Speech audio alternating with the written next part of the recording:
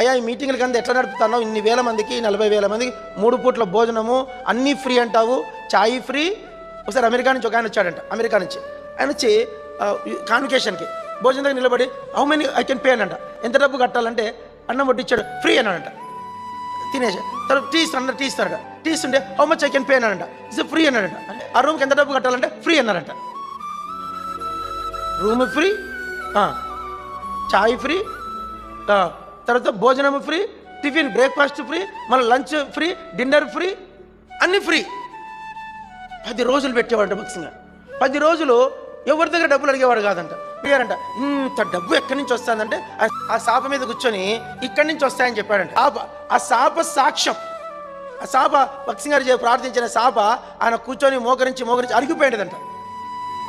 అది మన నీట్గా భక్సింగ్ గారు డ్యూటీ చేసేవాళ్ళు ఆ శాప నెమ్మది చుట్టి పెట్టేవాళ్ళంట, దాన్ని అపురూపంగా చూసేవాళ్ళంట.